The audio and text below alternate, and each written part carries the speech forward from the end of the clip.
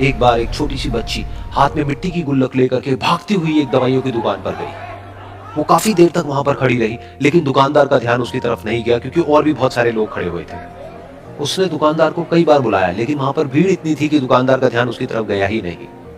और फिर उस बच्ची को थोड़ा सा गुस्सा आया तो उसने अपनी मिट्टी की गुल्लक लेकर के वहीं काउंटर पर जोर से रख दी, जिसके बाद में जो दुकानदार था और जितने भी लोग खड़े थे वो सब उस बच्ची की तरफ देखने लग गए। और फिर उस दुकानदार ने उस बच्ची से पूछा, बेटे आपको क्या चाहिए?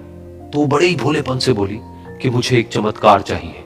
ये सुनकर के दुकानदार को कुछ समझ नहीं आया, ना ही वहां पर जो लोग थे उनको कुछ समझ में आया, और सब उसकी तरफ देखने लग गए। फिर दुकानदार ने बोला, बेटे चमत्कार तो यहाँ पर नहीं मिलता है।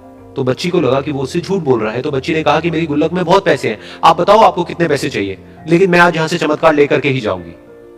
तो वहीं काउंटर पे एक और आदमी खड़ा था, उसने उस बच्ची से पूछा कि बेटे क्यों चाहिए तुमको चमत्कार?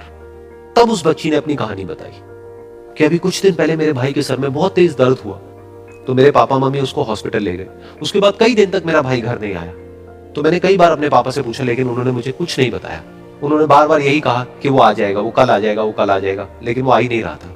तो मैंने देखा कि मम्मी रो रही है, और पापा मम्मी को कह रहे थे कि उसकी दवाइयों के लिए और उसके इलाज के लिए जितने पैसे चाहिए उतने मेरे पास में नहीं है, अब उसको कोई चमत्कार ही बचा सकता है। तब मुझे लगा कि अगर मेरे पापा के पास में इतने पैसे नहीं भी है तो क्या हुआ, मेरे पास में तो है। तो मैंने जितने भी पैसे जोड़ रखे हैं वो सारे लेकर के मैं इस दवाई की दुकान पर आई। फिर उस आदमी ने उस बच्ची से पूछा, कितने पैसे हैं तुम्हारे पास में?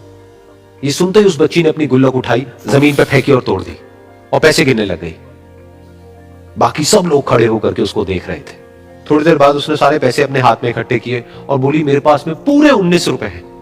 वो जो आदमी वहां पर खड़ा था वो थोड़ा सा मुस्कुराया और बोला कि अरे तुम्हारे पास में तो पूरे पैसे हैं, इतने का ही तो आता है चमत्कार। ये सुनकर के वो बच्ची बहुत खुश हो गई और बोली कि चलो मैं आपको अपने पापा से मिलवाती हूँ।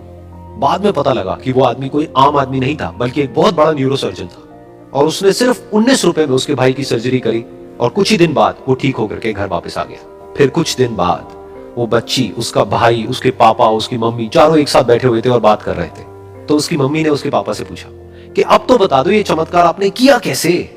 तो उन्होंने अपनी बेटी की तरफ देखा और बोले, ये चमत्कार मैंने नहीं, इसने किया है।